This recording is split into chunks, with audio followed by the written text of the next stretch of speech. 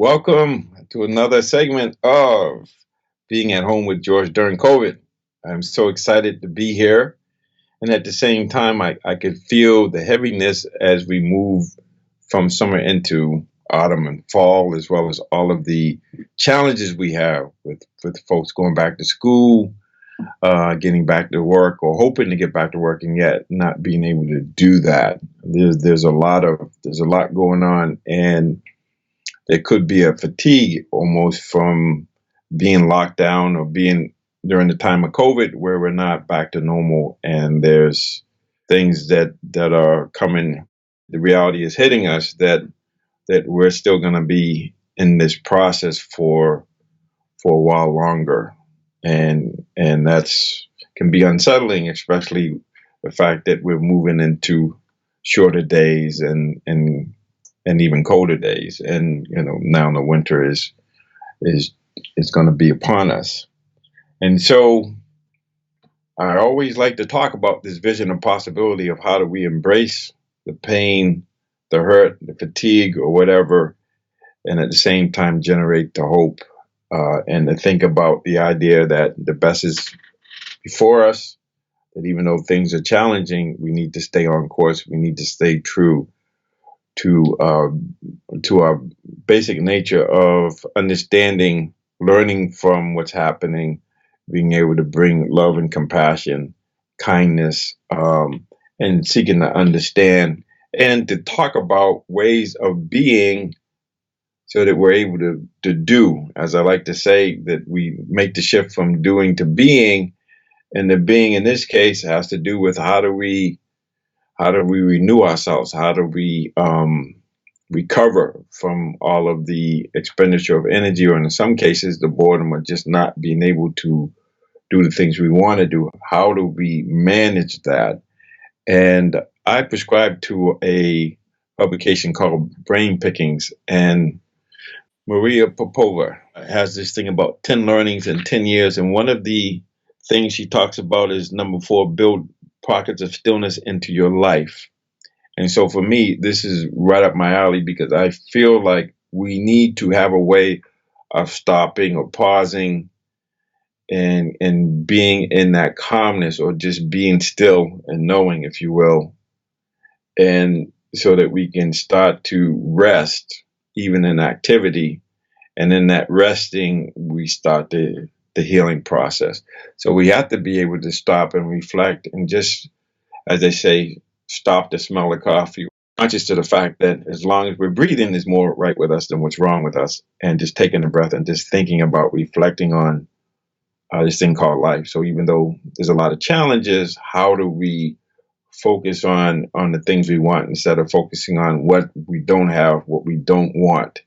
And it's interesting. I was talking to a friend earlier who is a college coach, and the fall season has been canceled, and now there's some question whether or not the spring season is going to happen or not. And in spite of that, it's the same drill. How do we focus on what we can do now? And even though there's things we can't do, like go out and compete or go out and run or play matches, we can still focus on other aspects that we wouldn't have the time to focus on, like developing relationships, getting to know ourselves better, being able to understand how important it is to get enough sleep, how important it is to eat the right food, how important it is to cultivate or to generate hope, to really think about, yes, things are challenging. Yes, things are not back to normal.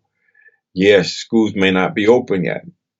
And there's a possibility of how do we continue to be so that when the schools are open, when we do compete, whether it's 6 months or a year or whatever the time is, that we can hit the ground running and we can actually use this time and stopping and pausing and reflecting on, okay, so what are the things we can work on that's going to enhance our quality of life? Things like cultivating the relationships. Folks are home with the kids, spending more time with the kids and loved ones. How do we use that time, even though we might be feeling a little bit sick of each other? How do we really use the time to cultivate more compassion, more intimacy, and part of that may be that there's struggles, there's conflicts that have to be resolved. But the main thing is if we can find these pockets of stillness, or places where we can just sit and breathe for 1 or 2 minutes, or just really think on the fact that things are bad, but they could be worse. And how can I use my mind? How can I direct my attention so that I'm helping myself, maybe helping others, maybe um, writing or texting or calling someone. Of course, we're not discouraging visits, but that's not something we can do right now.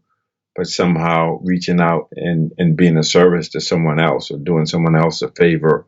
Or as I like to say, when we go to the post office, when we go to the drugstore, when we go to the grocery store, when we go out and about, can we greet people, and can we recognize their spirit, their basic goodness, that just like me, this person is going through a challenging time.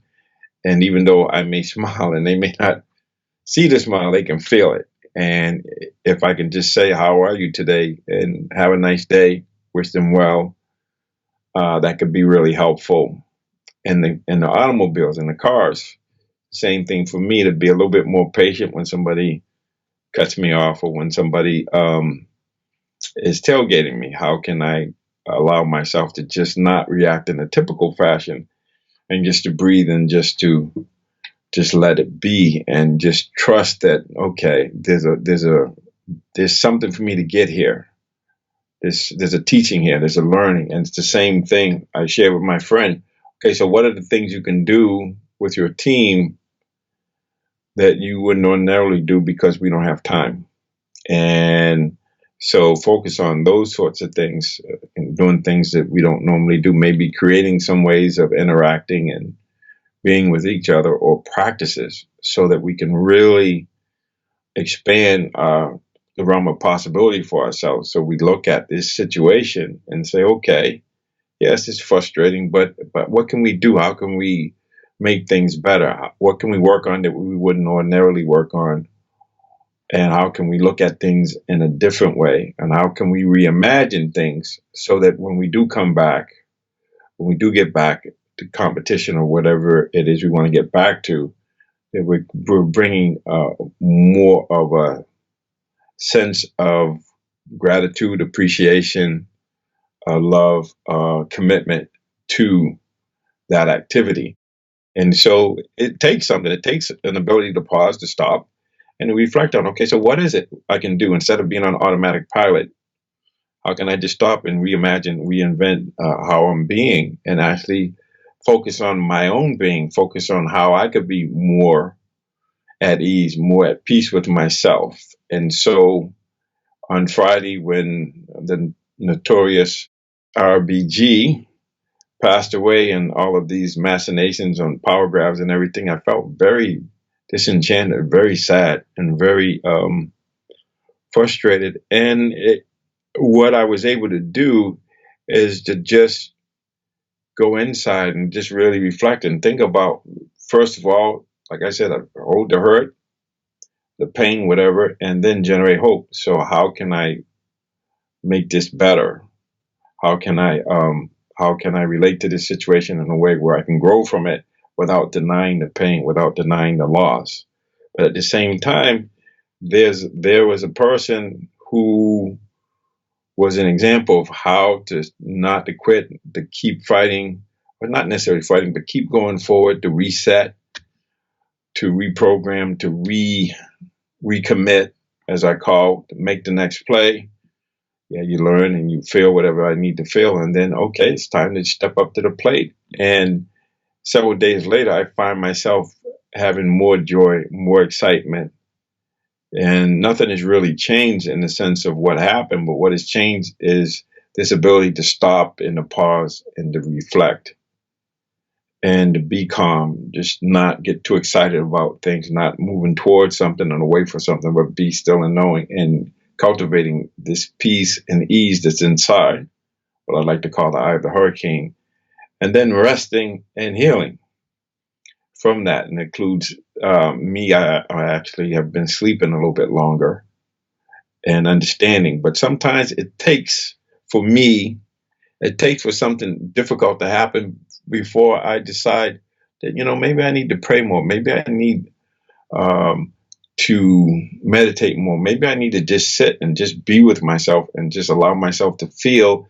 and allow myself to imagine what possibilities that are in front of me that I'm not able to see because I keep seeing things the same way instead of opening up my mind and having this freshness of approaching things. How can I make things better? How can I help others?